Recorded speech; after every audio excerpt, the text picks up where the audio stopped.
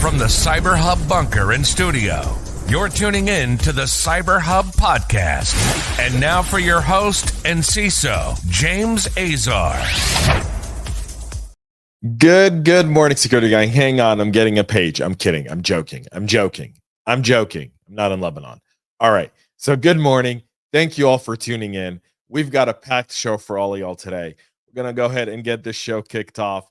A lot to talk about. We're going to dig deep into this unbelievable, I think, historic type of attack on Hezbollah, the terrorist organization in Lebanon. We'll get into that here in just a moment. But before we do, let's go ahead and make sure we kick off the show with the right energy and stamina this morning, because I guarantee you are going to laugh. And in this whole process, we're all gonna bond a little bit. We're gonna bond a little bit over this. All right, so I've got my double espresso this morning. Coffee cup, cheers, y'all. So, if you live under a rock, you may have missed the fact that yesterday, simultaneously in Lebanon, Hizballah fighters all apparently had pagers, kind of a new form of communication adopted by the terrorist organization in order to try to counteract the technological superiority that Israel has, and move to pagers, thinking there's no way someone can hack pagers. That's old tech. I love it. And lo and behold, at around 3:30 local time in Lebanon, explosions. The videos are good. Here's one video. This is a bit graphic, but here's one video of the attack.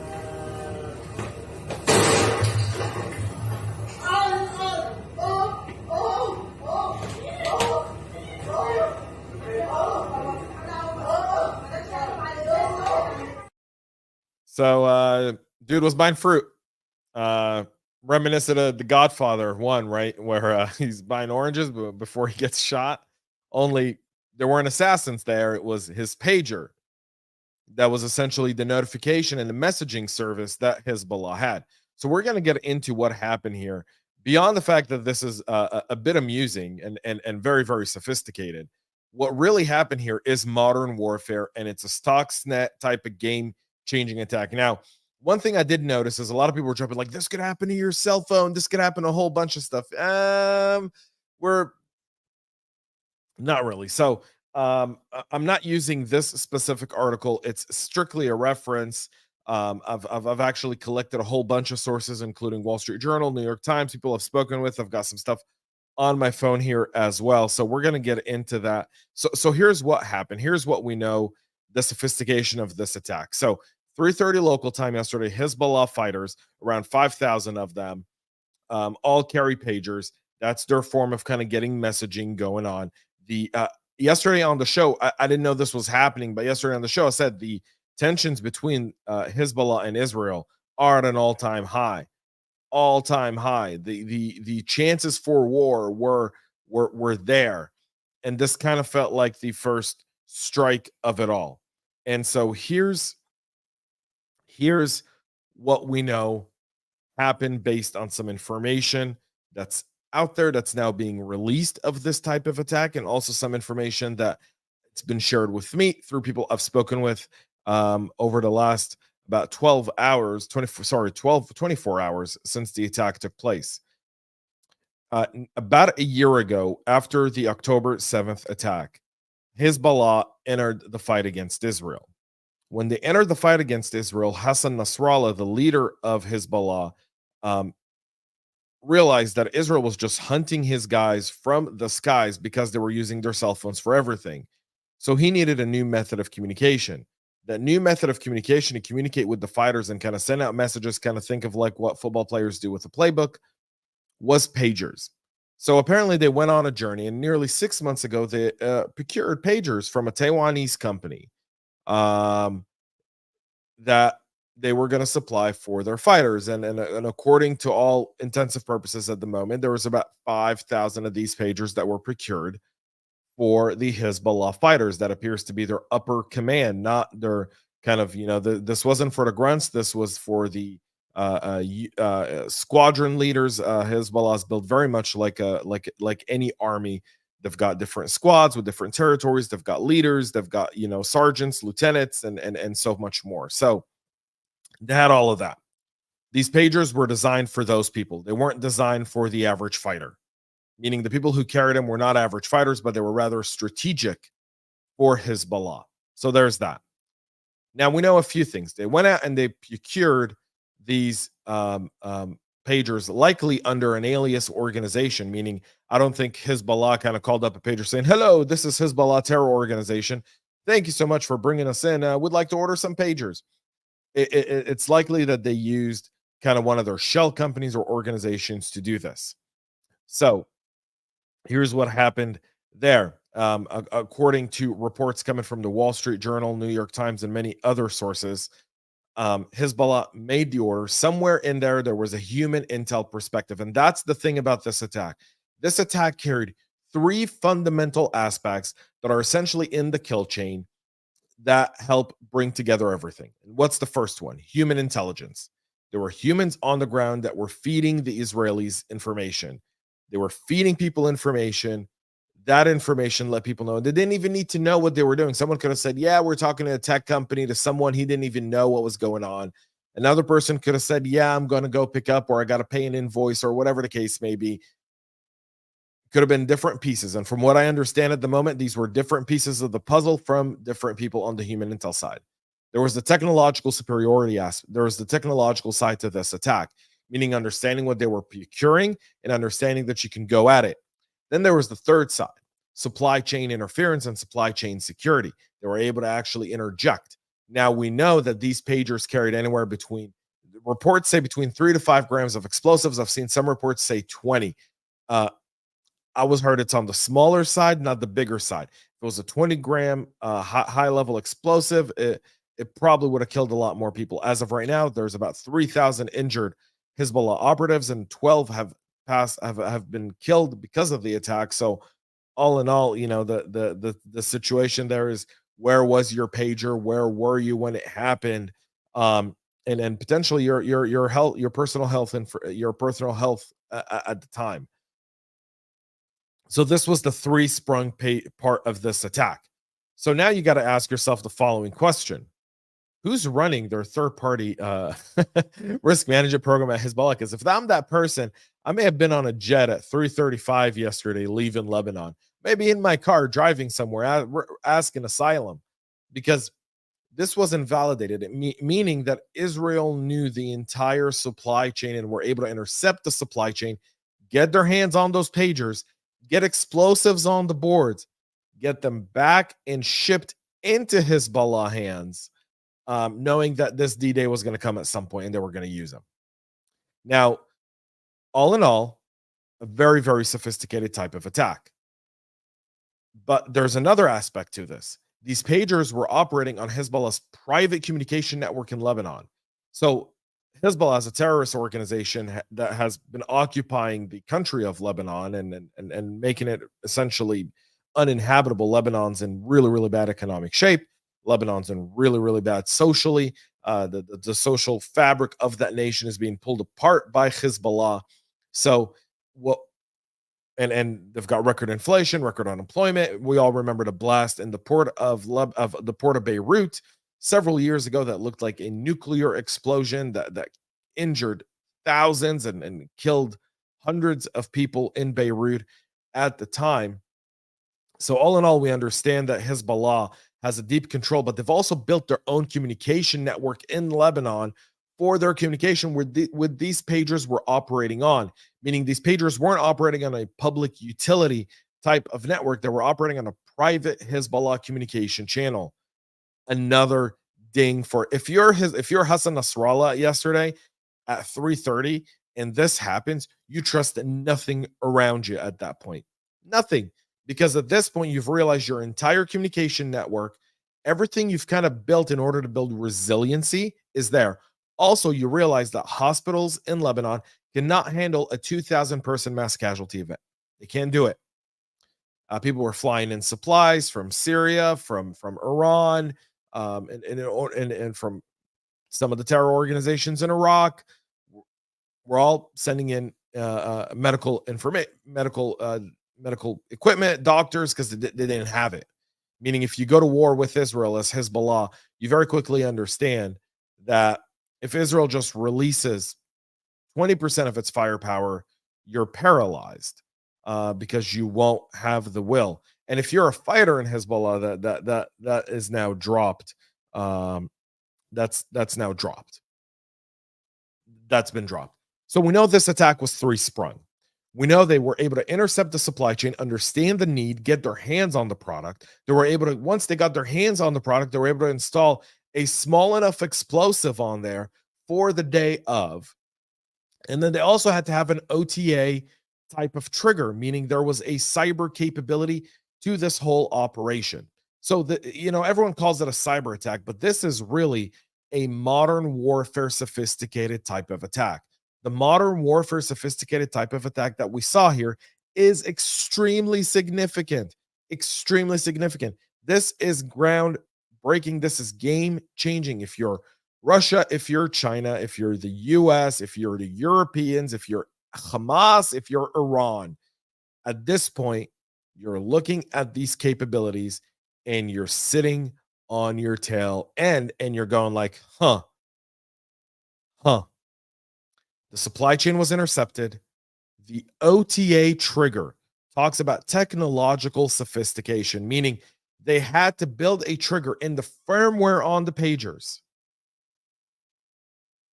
that caused the battery to overheat, meaning it was just shooting tons of lines of code, and the firmware just started faulting, right?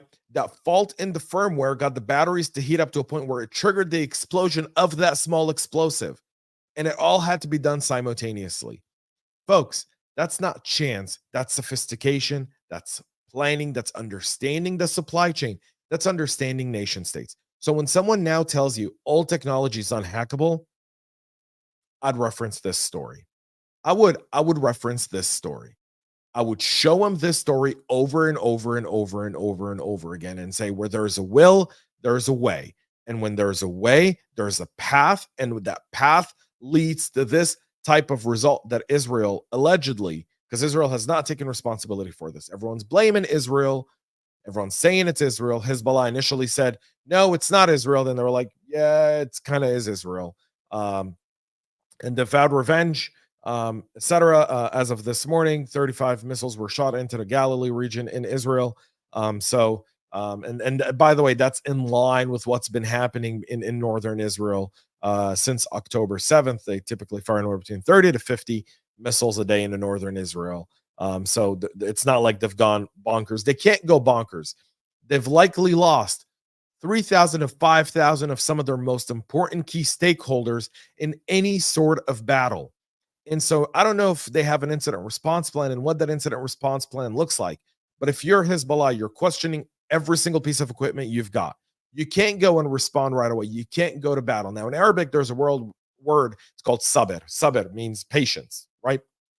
And the Shiites, specifically the Shiite Muslims, very much believe in sabr. Iran and Lebanon are Shiite, they follow the Shiite stream of Islam.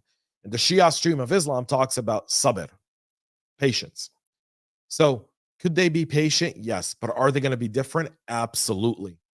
Absolutely. And if you got to wonder, if you're in Israel and you're looking at their response to this type of attack, you've probably got a whole bunch of different scenarios on there. And now you're just monitoring all the different things that are going on. But this doesn't discount the fact that there was a Bob involved here, right? Bob or Dave, whatever you want to call him. Fat fingers on the keyboard. Someone somewhere. Human intel, technological superiority, orchestrating a great supply chain attack, and executing it precisely. This is going to be a case study. We'll study more. Now, on Friday, I'll likely record something that I'll publish over the weekend. That'll be a far more deep dive. We're 15 minutes into the episode today, and I haven't even gotten to all the other stories that we have to talk about.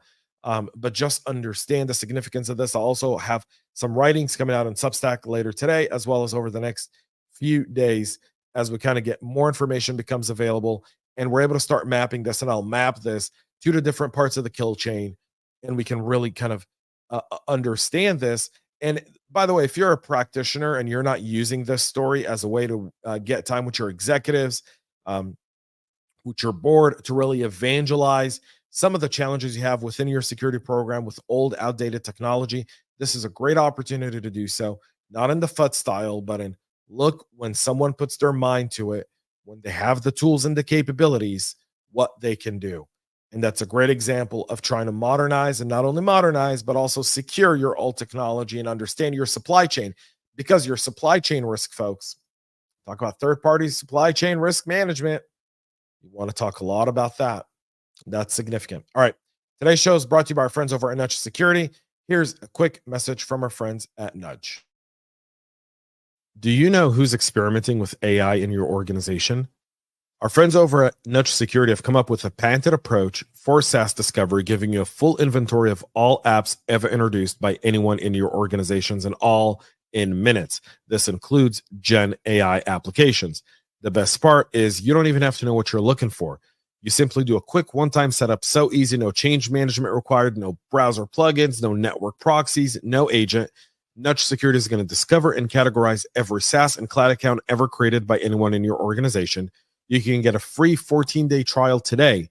You'll get a full list of all Gen AI apps and users. You'll get insights into their security posture, compliance certification, breach history, and more, so you can quickly vet new AI tools and guide users towards a secure alternative. Take control of Gen AI security risks today by going to nudgesecurity.com/cyberhub, nudgesecurity.com/cyberhub to start your free 14-day trial today. Go check out our friends at Nudge Security. All right. Like I said, I'm going to do a whole lot more on this Hezbollah pager attack. I'm going to lay it out, map it out. If you haven't subscribed to our Substack, jamesazar.substack.com, go there. If you haven't subscribed to our YouTube channel, go there. And X, by the way, if you're not on our X, there's only a few places I'll put this type of content. YouTube's not one of them, by the way. It'll be on our Substack and X. Those will be the only two places you'll see it, simply because of the way they censor, and the algorithms really hurt the channel overall. All right. So let's continue with some cyber news here, and I'm going to run through these because we're really over time here, and I appreciate y'all sticking around. So one, there's been a rolling outage around happening for Cloudflare. You're not hearing about it like you would CrowdStrike, but some sites in some regions are working and other sites, they are not. Cloudflare said they were conducting scheduled maintenance in their Singapore and Nashville facilities. The status page didn't indicate anything. However, Bleeping Computer did have an issue on their own website. So we'll see. Down Detector has also showed that there's been increased complaints around the Cloudflare outage, but nothing major. The Australian police on Wednesday said they infiltrated Ghost, and encrypted global communication app developed for criminals, leading to dozens of arrests, including the alleged administrator J.G. Yon-jung, 32, who appeared in court in Sydney Wednesday on charges of including supporting a criminal organization and benefiting from proceeds of crime. Jung did not enter a plea or apply to be released on bail. He will remain behind bars until his case is returned to court in November, so he's got some time to think about.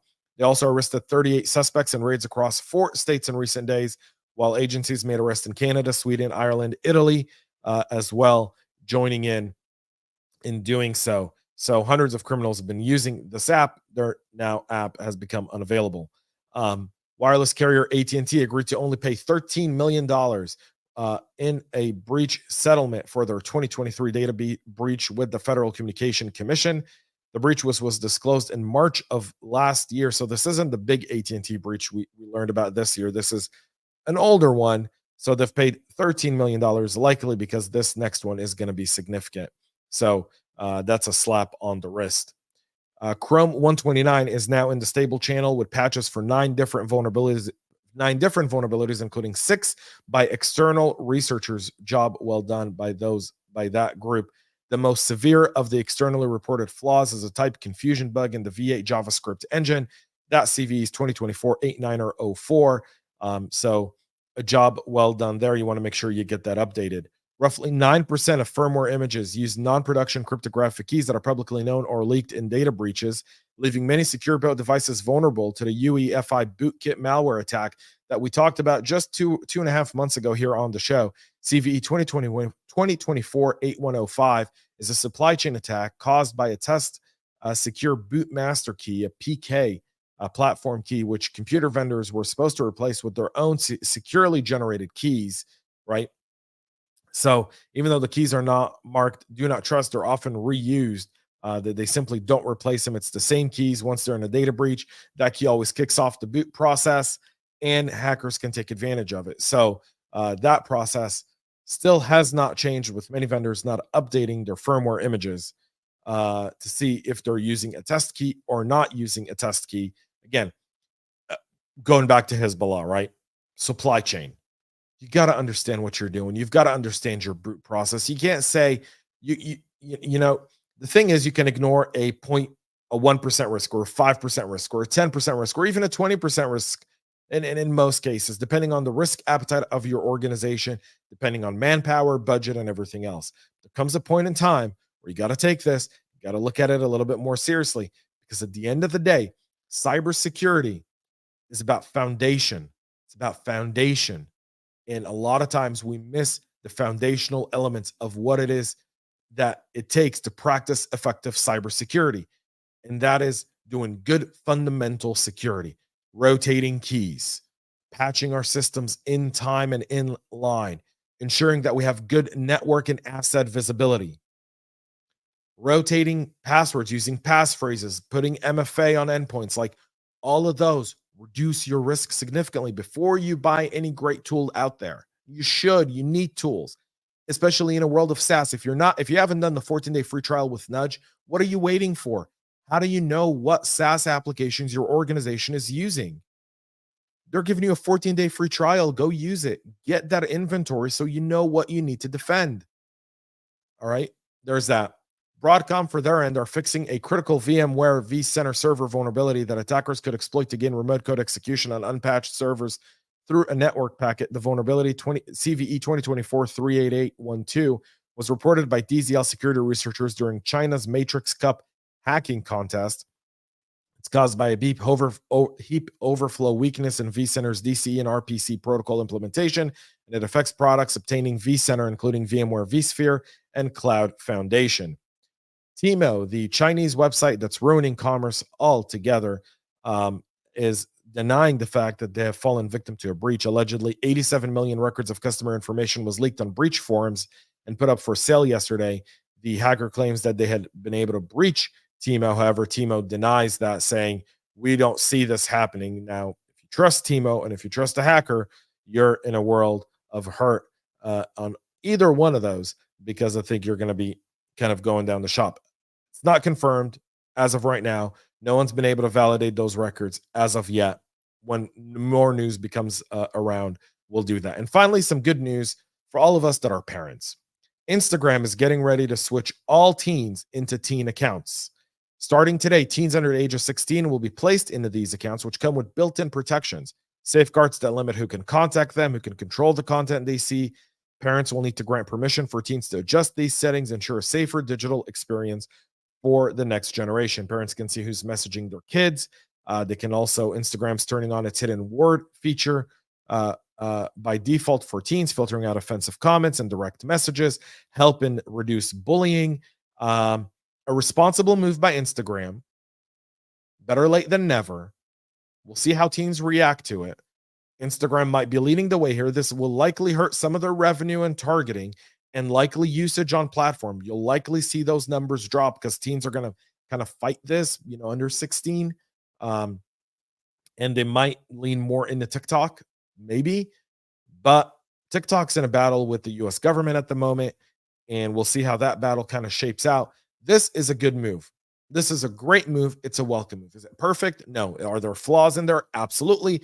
I'll do a Substack on that as well, kind of discussing what are some of the flaws, what are the things to pay attention to in looking at this. But this does help start to address parents' concerns. It makes it really, really, really easy for parents, to understand what their kids are doing on Instagram. Because when I talk to parents who tell me, James, I'm not technologically savvy, I'm not a cyber or technological guy like you are, what I like to say is, you don't need to be.